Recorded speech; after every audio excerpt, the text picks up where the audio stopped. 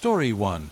For some background before I start, I live in the most northern part of Norway, which is also the most northern part of Europe. My home is well above the Arctic Circle. For those of you who know where, this means that we have very short summers where the sun never sets and very long winters where the sun never rises. Those long and cold months of darkness in the end and beginning of the year have made us into an understandably superstitious kind. There are many tales meant to safeguard us. Growing up, you have Stallo the mountain troll who steals children who wander too far away from their home. You have the Ming who you will not see, but you can hear it stalk you, letting out the cries of a baby, and the Knock who lies in waiting beneath the surface of lakes and rivers, waiting to drown any unsuspecting swimmer. My story begins when I was 16 years old.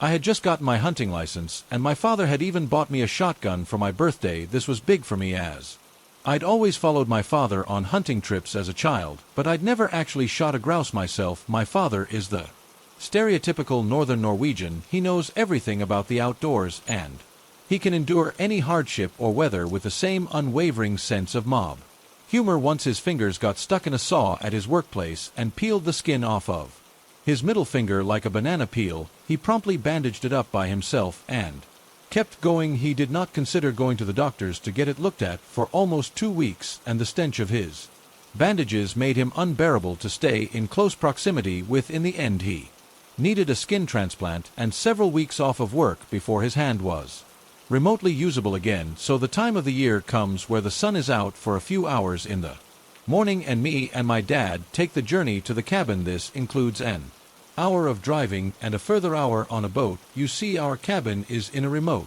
area without any road access, so the only way to get there is by a ferry. This means we somewhat always know who is out there, since most people only stay over the weekend when there are no holidays, and the ferry only goes Fridays and Sundays during the weekend. That being said, there are never more than a handful of people out there at the same time, spread out on an area that is roughly larger than my hometown. This time, on the other hand, it was only me and my father taking the ferry that Friday, so I knew we were going to be left alone over the weekend.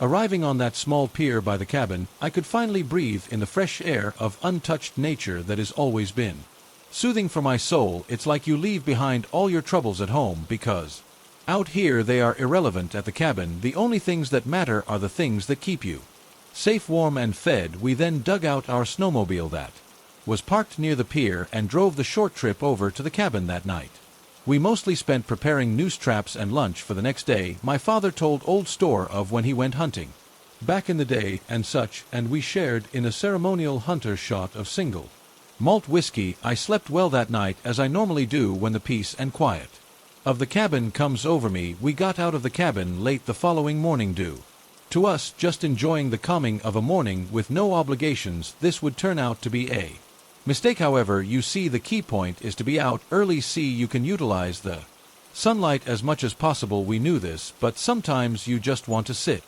down and eat a lazy breakfast and watch morning TV. When we had arrived at the Lao, imagine a winter version of a teepee that we had set up that summer next to a lake which was now frozen. Of course, my father decided that he would take it easy that day and get the lavu warmed up so that when I returned from the mountain there would be warm food and drink. Way for me, I had previously spent a lot of time by myself around that area, so walking around the mountain alone never bothered me, and still doesn't to this day. So I started walking up the mountain overlooking the lake. It was difficult due to the heavy snow and me not bringing my skis. Instead, I opted for using an old pair of snowshoes that were hanging in the cabin. This resulted in me using up way more time than needed to get up to where I could find some grooves I might shoot, as I knew from previous experiences that this was an area they would be in. After a lot of effort, I made it up, and the area, despite being full of tracks and feces, was abandoned. It had snowed the night before and part of the morning, so the tracks must have been somewhat fresh, yet I could not hear or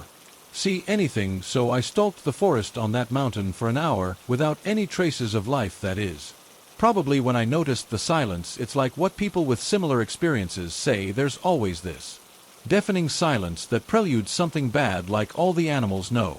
To get out of there, I remembered for the first time since childhood that I felt uneasy about being alone up there, but of course I was not about to go empty-handed back to my father, so I continued as I was walking around. Listening intently to any sound that might give away any form of life, I remembered being amazed at how loudly my footprints were, even though I walked as slow and controlled as humanly possible.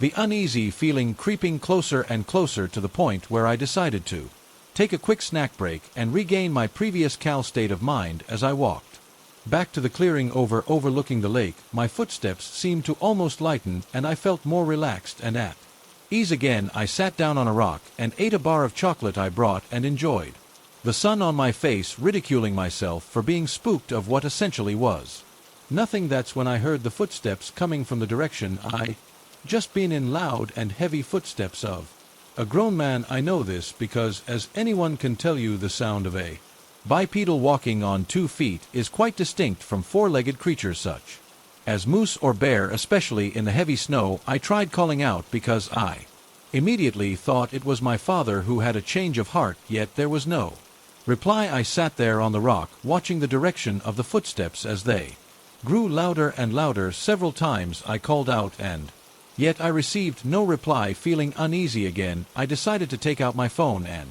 try to call my father. There on my phone, I had an unread message from my father. Delivered 3 minutes ago. Coffee and lunch is ready. Simultaneously, the footsteps were somehow getting louder and louder, and I knew whatever was at the other end was not my father. This, and no knowing that we were supposed to be the only 2 people in a radius of many kilometers, made me instantly jump up. I grabbed my shotgun and Ned out of there. As soon as I had tightened my snowshoes, as I was making my way, I could hear whatever was stalking me pick up the pace, and I realized that the sound of my own footsteps and whatever it was that was after me were almost synchronized, to the point that there was only a slight difference in when our feet hit the ground. I've realized since then that whatever it was had followed me since I'd entered the forest on the mountain, and it was the cause of why I felt like my footsteps were abnormally loud. I remember trying my best to run in hip-deep snow, not caring that the thick layers of branches hit my cold face, leaving red marks all over. It came to the point where I could hear the extra pair of footsteps no more than maybe 5 behind me, yet when I turned around there was nothing. I pushed with all I had, and when I finally managed to reach the frozen lake on the other side from the lava, the extra pair of footsteps just stopped. Exhausted by the kilometer-plus run in waist-deep snow, I made my way to the lough. My father seemed almost amused by how tired I seemed. He handed me a hot cup of coffee and asked if I saw anything. I didn't know what to say and was honestly embarrassed by what had occurred, so I said only that I'd spotted many tracks, yet no birds. However, in the later years, I've asked him about this and other strange occurrences around the area, and the answers have always been roughly the same. Don't worry about it, and don't ask about it. Some things are better. Story 2. Ignored. Last night, I was doing some Christmas shopping alone at a local TJ Maxx. I rarely ever go shopping alone, especially in the evening. Usually I have my kids or my husband with me. I am browsing around aimlessly, kind of just all over the store. I'm not really sure what I'm going to get. I see this young guy, probably early 20s, skinny with glasses. I don't think anything of it. I went to a different spot. I see him again. He is in the same aisle picking stuff up to look at and then putting them back. He didn't have a cart or anything. My red flags were not raised yet. I then see him a third time in a different area doing the same thing, but now stopping and texting someone. My senses start to perk up a bit, like, okay, this is weird, but I'm not nervous yet per se, but I am more aware. Then it happens again, and this time I know something is weird. He's following me all over the store, and there's nothing to buy, so I start kind of zigzagging through the store. I find a coat I want to try on. At this point I was very wary, but at the same time also thinking I'm being ridiculous and paranoid, but I just had this strong sense that this was not normal. I went into a dressing room for about 15 minutes, hoping I would lose him. I came out, and I did not see him for another 20 minutes. I was relieved, thinking I was definitely being paranoid, and he probably left. I go to the checkout after almost an hour and a half of shopping with a sea full of stuff. I was the only one in line. I get called to cash out, and I turn around, and this man is immediately behind me in the checkout. He came out of nowhere. He had one item, a cheap little decoration. At this point, I was full on panicking. The cashier could tell I was being weird and very distracted, at the risk of sounding crazy. I almost didn't say anything, but I told her that I think this man is following me. She was extremely empathetic and didn't seem very surprised. She said, "I'm so sorry, I will have someone walk you to your car." I was so thankful for her kindness. The man checked out with this one item and left the store with an older man, who I didn't see before. The older man had nothing that he had bought. The parking lot at the store is a huge dark plaza. I did not want to go outside alone. I just knew it was a very bad idea. The cashier asked another employee to walk me out. She was younger than me, but so sweet. I apologized profusely because it was sleeting and cold rain, and she had no coat on. She said, "I don't care if it's downpouring, I would still walk you to your car." It was so sweet, really. She walked me all the way and even waited until I pulled out and drove away. The whole time I was shaking like a leaf. I've heard this happen to so many women, but I kind of thought they might be paranoid or exaggerating. This was extremely scary.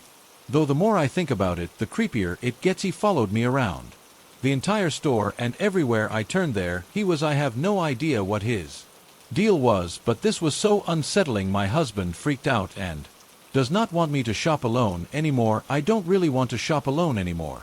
If I had not been paying attention or dismissed my bad feelings, something bad may have happened. As a woman, being aware of our surroundings is so important. Story 3. There's some information before I start. I'm from Texas, so I don't have many shoes with treading on them. The ones I had gotten too worn and eventually tore, and I needed to buy some new ones. Also, I'm a chubby 5 feet 4 inches in girl, and this was 8 o'clock at night. This also happened on a very popular and busy street. I live in Chicago for school, and I needed to get some things before the polar vortex. The school I go to is near State Street, and I decided to go to Walgreens that was near the Chicago Theater. I had to stop by Target and then at Walgreens. As I purchased everything and made sure I packed it all in, I headed out to the doors. As I walked toward the exit, I noticed a tall man was headed in the same direction at the same time, so I decided to let him go first. But he just stood there staring at me. He didn't make any gestures, but I still thought, oh, maybe he wants to be nice and be a gentleman, so I went ahead first and he followed. I noticed that it had started slushing and knew I was going to start sliding everywhere because the boots I had on had very thin tread on it, so I had to slow down on my walking or I'd fall on my ass. I start walking, and it's at this point that I notice him walking the same pace as me. I thought I was in his way. I also thought that the sidewalk is extremely big and he could easily walk around me. I stepped to the side and to see if he would go around or something, but his shadow followed right behind me. I tried walking a little faster, but I could already feel myself slipping and losing balance. He ended up walking a little faster to catch up to me, and soon he was right next to me, matching my walking pace. I asked if he needed anything, but he didn't reply. When I was in front of the theater, he ended up going in front of me and just stopped me in my tracks. I tried to go to the left of him, but he steps in front to cut me off my path. I tried to go to the right, and he did the same thing. I paced a little faster, and he end up just circling around me. He ends up blocking my path again and gets a cigarette out and just gets right up in my face and tried to light it, but he couldn't because of the slush and wind. I took that chance to slide away from him, but he keeps trying to cut in front of me while lighting the cigarette. I made it to the CTA stop to go downstairs, but because he was really tall, he used his massive body to block the stairs in front of me. He was still bearing me down, and I wasn't sure what to do at that point. To my luck, though, an older woman was coming through, and he let her through. I dashed through the small opening he'd made for her and asked if I could stick with her because of my situation. She was really understanding and said of course I wanted to tell CTA personnel, but of course there was no one in the booth. We took out our cards at the same time, and we went through the turnstiles at the same time. He saw that I partnered up with her and tried to dash to us, but he ran out of money or something because he didn't go through. Till a few minutes later, my new friend and I started making small talk to calm me down a bit and asked what train I was going to get on and what my stop was. To our surprise, we were headed the same direction with the exact same stop. He followed us down and was still smoking his cigarette, but that's when the CTN noticed and was walking towards him. He turned around so that he could smoke his cigarette fast, which meant that he was looking away from us. At that point our train arrived and we both got on. He saw us and tried to get on, but he missed it by a few seconds. We both thought that was a close call. We continued to talk Even after we got off at our stop, and to our surprise, she basically dropped me off at home because she lived a block further up ahead of me, so to the smokers CTA creep, let's not meet. Story 4. Again, when I was in my second year of university, I lived alone. It was a downstairs flat with my bedroom facing towards the street. I had some heavy green curtains, so I didn't mind too much. My friends lived about a 15-minute walk away, and I would go over every day until sometimes like 3 o'clock or 4 a.m. or sleep. Over I had a long-distance boyfriend at the time, and would sometimes be up late Skype sexing. Halloween rolls around and I'm out with my friends. I decide to go back to mine and be a sexy Skype supergirl for my boyfriend. We get into it. We're having a great time. Curtains closed, lights off, just to be safe. I'd had a drunk man try to get in one time. I fell asleep early and left the curtains open. It was really creepy. I woke up to the sounds of someone trying to push open the front door. When I looked up, there was a man staring, stood so close. His nose almost touched the window. I freaked out and spent the night in the living room, so the lights were off. Curtains shut. I noticed a kind of flickering in my peripheral and looked around while meeting at the bottom. The curtains parted very slightly near the top. Through the gap, there appears to be a trail of steam rising. I cover myself and get up to investigate. I have to get up and stand on my tiptoes to see. Through the source of the steam was a man's mouth, hunched over and panting, exposed at the waist, doing what you think he'd be doing. I tried to quickly rearrange the curtains, grabbing my laptop and hiding in the living room. A few days later, there's a pink envelope waiting for me when I walk through the door. As I pick it up, various small change falls out. Written on the lip of the envelope in jagged capital letters, I mean you no harm with 3 X's. A horrible cult feeling spread throughout my body, dread overlapped by shock. I never felt anything like it. I turn the card over to read the address side there in the same handwriting to the girl in the front room. Opening it, I see it's a quite traditional sort of card, cream with a delicate watercolor of a bouquet on the front, thinking of you in gold curvature.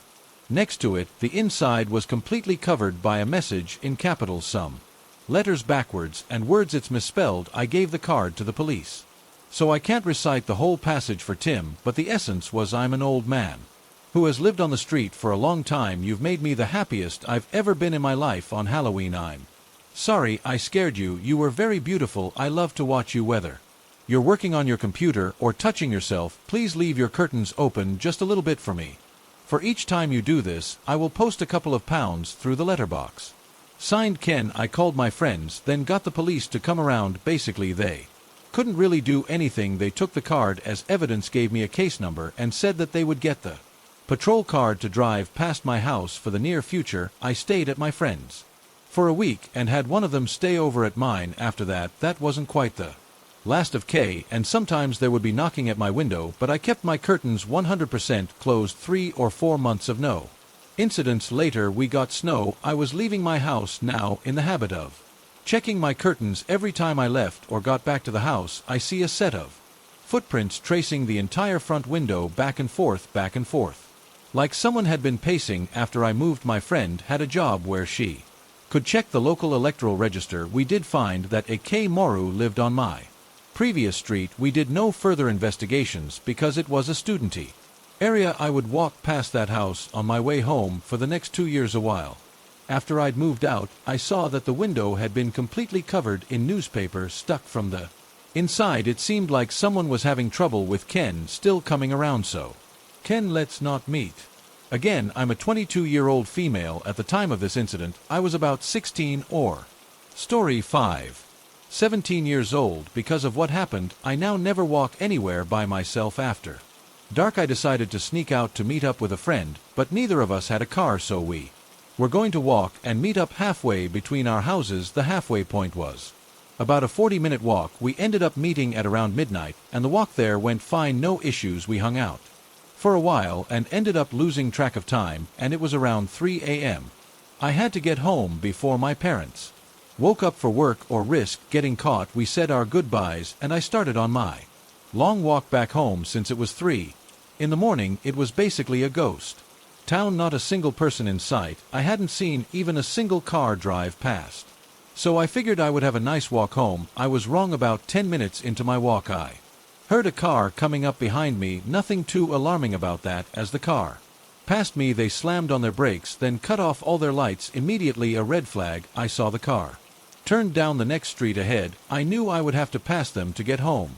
Instead, I ran into a nearby parking lot and hid in the bushes and pulled out my phone to call my sister to, at the very least, let someone know where I was at and what was happening, and to call 911 if needed. I unlocked my phone and of course 1%, then my phone died as soon as this happened. I started to panic. I waited there for what seemed like forever and decided to start towards home again. I started walking again and past the street they turned on and didn't see any cars. I started to relax until I walked a little bit further and saw the very same car parked in the Burger King parking lot. As soon as they saw me, they started to back out of the parking lot and head towards me. I bolted across to the other side of the street instead of staying on the same road. I ducked into a neighborhood that would let me go back to the main road, but closer to my house. I got back onto the main road and thought I was in the clear. Then sure enough, the creep was driving towards me. And as soon as he passed me, he made a U-turn so that way he can follow me. Again, driving slow enough to be directly behind me. Luckily, another car was coming up behind him, so he was forced to speed up. I saw him up ahead going to turn around again. I took this opportunity to lay down in the grass between someone's fence and the sidewalk, just out of sight so any passing cars could not see me. After he passed again, I got up and started sprinting towards a neighborhood that would lead me out to another main road that my house is off of. I made it to the main road and was so close to my house, but again I see that car. He passed me and started turning around. I ran across the street and through this field and hopped my neighbor's fence, cut across my court and ran inside. I'd never been so happy to be home. This guy followed me for my entire walk home. I'm not sure what would have happened if I had just kept walking and ignored all the warning signs, but I know his intentions were not good. It was by far the scariest thing to ever happen to me. So creep that followed me for 40 minutes. Let's never meet. Story 6. In 2019, I moved to a post-Soviet country for work. There's this American diner I always go to on Saturdays for lunch. It's a one-of-a-kind place in the city, owned by this half-Cuban guy who loves the USA. Not surprisingly, the place attracts lots of American expats who want to feel home. It takes me around 25 minutes to get there walking from my apartment, but as it gets extremely cold during winter months, I always take a taxi that drops me off next to a big mall on the opposite side of the narrow street where the diner is. It's hard to describe it, but the best way to reach the restaurant's entrance is by crossing the fenced garden of an old wooden church. It's an Orthodox church from the 19th century turned into a museum. It's now surrounded by massive office buildings. The garden is small. You can cross it in 3 minutes, and the exit gate faces the restaurant. During winter, snow covers it completely. It was a Saturday morning, January if I recall, and the snow was fresh on the floor. I was walking to the diner when I noticed unusual footprints in the snow, as if someone was walking in circles back and forth and for a long period, but there was nobody around and all of the office buildings seemed to be closed. I keep walking. All of a sudden, a man that was hiding behind the church reveals himself. He doesn't look hostile, but there's something extremely odd about him. He's wearing baggy jeans, a dirty hoodie, and a blue cap. He approaches me smiling. He starts walking on my side. "Hey there," he says in English. "Hey," I respond. "Where are you from?" "Don't be afraid, I like foreigners." His English is surprising. "Ly good." I keep walking in silence. "You don't need to be afraid, my friend. I'm part of the couch surfing community. I'm a nice guy." Look, he tries to show me something on his phone, maybe his couch surfing profile page. "Would you stay at my place?" he asks. "No dude, thank you," I say, and then he says, "Okay, would you give me some money to buy us both coffee?" You don't have to come with me." At that moment, I was already in front of the restaurant and casually opened the door to enter. He didn't follow me. 2 weeks later, same Saturday routine lunch at the diner, and then back home. On my way, I decided to grab a coffee at a nearby place. As I'm walking to the shop, I feel someone following me. It's him again, and wearing the same clothes. We make eye contact, and he starts laughing. Then he proceeds to do an extremely creepy thing. He hides behind a bus stop that has glass panels on the sides and keeps staring at me. I mean, I could see him. He was being a complete creep on purpose. I enter the coffee shop and tell the barista, "Hey, there's a guy following me." The girl looks at me worried and says something to the security guard. The guy enters the shop the moment the door closes behind him. The barista looks at the guard, who immediately removes him from the place. They were so fast it almost seemed as if they knew him. Thankfully, I never saw him Again, back in my college days, several friends and I went to Lake Havasu, Arizona for spring break. Those of you, Story 7, who have been probably hung around London Bridge Resort, at some point next to the hotel area there's a walking path that follows a canal which leads under the old London Bridge and then to Lake Havasu itself. This canal allows people to park their boats within walking distance to the resort. One night, 3 of my friends and